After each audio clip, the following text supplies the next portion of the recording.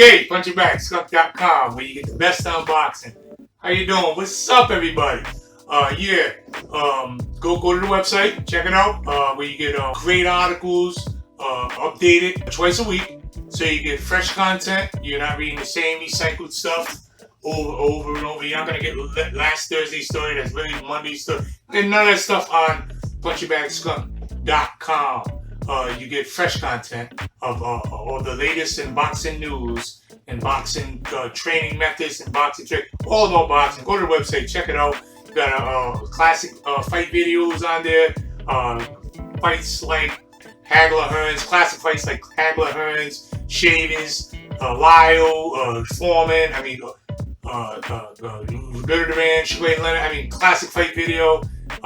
Updated articles, fresh articles. So yeah, go check out the website. Also, go check out Punchingbagskunk on Reddit or Punchingbagskunk on Facebook. Facebook group Punchingbagskunk group. You go there. You got a lot of knowledgeable boxing fans on Punchingbagskunk group on Facebook. Go there and chat with them in the chat box. You can you got a lot of professionals on there. You got really knowledgeable boxing fans on Punchingbagskunk group on Facebook. Guys like Gilbert Pierce, multiple time national champion. Guys like you got 2004 U.S. Olympian Jason Estrada comes through every now and then. The champ. You got Michael Colbert. I mean, look, you got a lot of good knowledgeable boxing people. Ray Healy that comes through. You got a lot of knowledgeable boxing people, fans, ex-fighters that come to Punchingbagskunk group on Facebook. Go check it out. Go over there and get to kicking it with some guys that know about boxing, not just some guy that's on a computer. Don't never box, don't know nothing about boxing. Go over there and check it out. It's Punchingbagskunk group on Facebook. Also, check out Punchingbagskunk YouTube channel. Now, on Punchingbagskunk's YouTube channel, you're gonna get some inspirational, motivational videos on there that you can check out. And you can catch some rants, rants from me. You can be sad about rants on boxing. I'll go on forever, talking about different aspects of the fight game and the difference between the fight game now and the fight game then. I mean, all kinds of different subjects that we cover on Punchingbagskunk channel on YouTube. So go check it out. Go check all that. Today, there you go.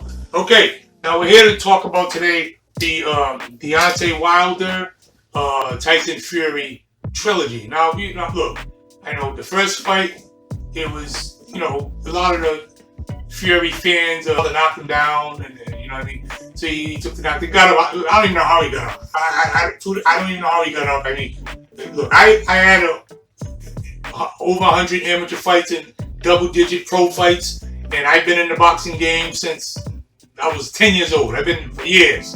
And, I don't want to tell you for years. And look, and from my experience, when guys fall flat on their back, they don't get up. So I don't even know how Tyson got up that time.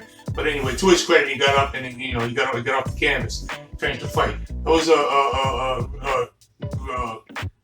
then a highly disputed draw. You can go to both sides. You can Tyson's side. You can go to a Wilder side, and you can have really heated debates on that, because some of the Tyson Fury fans will tell you that, hey man, because they in the next fight, Tyson Fury, the fight that they had in February in the rematch, Tyson Fury stopped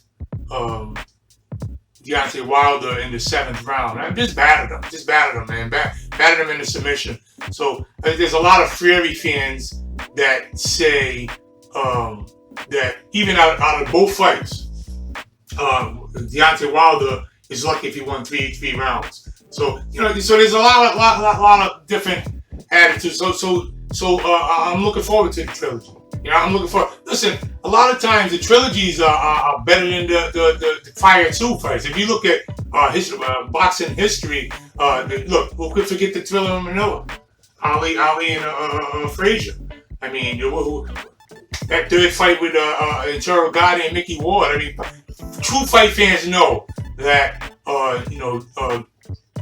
that trilogies can be just they can outdo all the other fights. So I'm looking forward to that fight, because after the for Deontay Wilder got stopped in the seventh round. In seventh round, he subsequently blamed the loss on the weight of the elaborate costume he came into the ring in. It's a big, heavy costume. He said that weighed him down, and they're saying he just took his legs away. I'm not even gonna elaborate on it because there was people coming out with all kinds of different reasons, and some people call them excuses, but reasons that he might have lost because. Like they said, the suit was too heavy, and Bob Breland stopped the fight too soon, or shouldn't have stopped the fight. Tyson Fury's gloves was loaded or something with something because of an alleged dent in Deontay Wilder's head. Anyway, a whole bunch of nonsense going on about this fight. I'm looking forward to the third fight. Punchingbagskunk.com sources has confirmed through a third party that Bob Arum was looking at a date for December, but I think that was moved. So originally they was planning for July. Top-ranked chairman Bob Arum told ESPN on Tuesday that they are anticipating holding the heavyweight bout in the fall due to the global coronavirus pandemic, delaying it from the anticipated July 18th date. The July 18th date was the original date they were shooting for, because Wilder took advantage of. Hey, and to his credit, by the way, he immediately took advantage of his rematch clause. Because his contractual ability as a loser, he has a right to initiate a rematch clause for a third fight, which he did after getting battered in that other fight. Yeah, look, man, it's just so much I can say about the first two fights. Like the first fight, I think the draw was, you gotta take your hat off to both fighters. I mean, because they fought their hearts out, and like I said, Tyson got off the canvas, and of course that just humongous punch from the Alabama Slammer that put Fury on his back. You know what I mean? That was bang, boom, like a really, really powerful shot. You know what I mean? So, but in the rematch, it just seemed like Wilder wasn't there. I mean, mentally wasn't there. Physically, it seemed like he had no legs from day one. Like it seemed like his legs was just gone. Now I'm not making an excuse for him. I'm just saying, was he 100%? You know what I mean? There's some people say now there was a Punchingbagskunk sources also confirmed that he had a torn something wrong with his arm, like some kind of torn ligament, something in his arm. So hypothetically, now I'm just saying hypothetically to all the Tyson Fury fans, if Wilder came into the ring less than 100% with his right arm, his power shot, it's common knowledge that his boxing skills leave something to be desired. I think he should jab a lot more. Something needs something to be desired. But his right hand was his saver. I mean, look, even when he fought Ortiz, Ortiz, he got hurt in that fight, and the bomb saved him. So you can't argue with a guy that's stopping everybody. I mean, it's something. You could say his technique is messed up and all that. You can say whatever you want, but the bottom line is, up until Tyson Fury, he was beating everybody, pretty much knocking everybody out. So I'm not gonna argue with success. It's just asinine to me to argue with success. Now, the two subsequent fights against Fury, now we gotta start questioning, their boxing skill, because. Look, I don't care how hard you can hit. If you can't hit something, you ain't gonna do no damage to it. You know what I'm saying? So, my personal opinion, and this might even be controversial. I don't even care. Look, but here's my thought on the whole Tyson Fury, Deontay Wilder fights. Deontay Wilder got too friendly. He just lost his edge. He wasn't mean enough. You know what I mean? Look, I think during all the build up to the fight, they became buddies. Like if you look at some of the late promotion for the fight, this is why I'm not all for that promoting fights city for city and promoting the fight. I'm not for it. It becomes wrestling after a while. I don't really like that. These guys are gonna go on these national tours to promote these fights, and we're gonna sit in front of the camera, me and my opponent, and I'll knock you, and then we go to the next city, do the same thing, the next city, do the same thing, the next city, do the same thing. After 3 or 4 cities, it becomes a business thing. It's not even personal anymore. So come on, we gotta do that. It's like wrestling. We gotta do this, that. So I think from doing all that promoting stuff, he lost his edge. He lost his meaning. And he started to like the guy. I don't hate you. I'm from the old school. I like when fighters didn't like the opponent. I like that. I didn't like my opponent when I was fighting. I don't even know. Look, I might shake hand after the fight. I might not, but I might shake hand after the fight. But I damn sure ain't all buddy and friendly with you before the fight. I don't even like you. You trying to kill my brain cells. I'm trying to kill your brain cells. So get out of here with that. So I think that he just lost his edge because he just wasn't mean enough. So with that said, I think in the trilogy, in the third fight, which they're gonna have, is gonna happen because Anthony Joshua, you just gotta wait, buddy. You just gotta wait. For all you Anthony Joshua fans, you just gotta wait. The fans want the Tyson Fury, Deontay Wilder 3. That's the 3. That's what the fans want. So Anthony Joshua just kick back. And I think Wilder's gonna be ready for this fight. Look, if he ain't gonna come in with no 50-pound suit this time, I know that. Someone better reach in and get in his ear and tell him that's all. Let's just go back to warrior stuff. Mike Tyson just wear a towel into the ring. Where did all this other junk come from? Big elaborate costumes and junk. Get out of here with that. He ain't coming in with that. They said he had surgery on his arm, so if his arm is back to 100%, then watch out. And I think that he's just. I think he'll be more focused this fight. You know what? I'm gonna go with Deontay Wilder on the Tyson Fury trilogy, and I'm gonna tell you why. Because I know Tyson Fury stopped him. I know he stopped him, but I just didn't. I don't think he was there. Look, fighters have off nights. I fought. I've been in the ring. I fought 5 top 10 in the world guys. I've been in with iron, not jackasses that. I'm saying there's nights that you can get in the ring and you just don't got it that night. It happens. I just think that he for whatever reason, he overtrained or his legs wasn't there from whatever reason. I'm not gonna totally discredit the suit. The suit excuse. I can't call it. I ain't gotta call it what it is. The suit excuse, because hey, look, you gotta work out. Work out with this heavy suit before you get in the ring fight. It could have. I'm not saying it's the reason why he lost. I'm saying it could have been a contributing factor. Now, if you couple the suit with the injury, alleged injury to his arm, if you take all these factors and then couple in that what I said, he didn't have the eye of the tiger, he didn't have that meanness with him, he wasn't mad enough, all this stuff. I was a fighter, I fought out of emotion. I ain't trying to tap gloves with you. I don't want to tap gloves with you. I wasn't even above fouling. I know that might rub. Okay, I'll rub you the way. I wasn't above that. Look, it's a fight. This is why everybody want to be a fighter now anyway. Boxing is a dirty sport. It ain't nothing pretty about boxing. You guys looking at all the other stuff, or the hoopla, but you're not out there when guys getting up at 4 o'clock in the morning running. You're not there when these guys are sacrificing. That boxing is not a pretty sport. It's an ugly sport. You don't play boxing.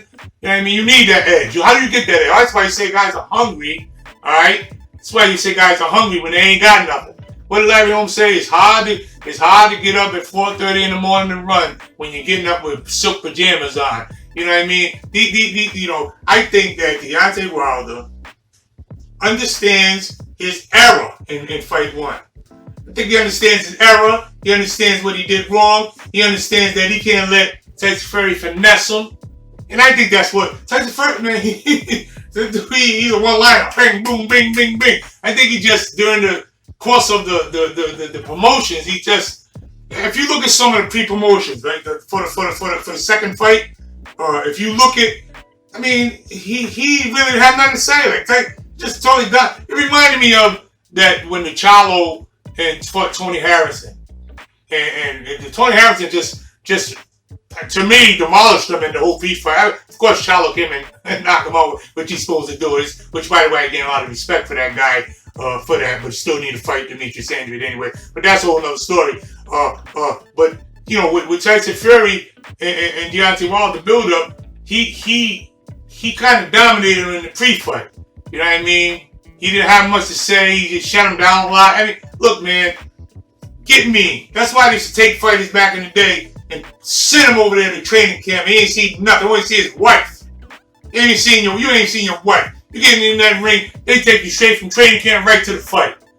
You know what I mean? You ready to rip something up. You know what I mean? You ain't I love you, baby. All that softness. Listen, he get in there and once you come from training, you right ready to fight. Deontay Wilder's gonna be ready to fight this time. Alright?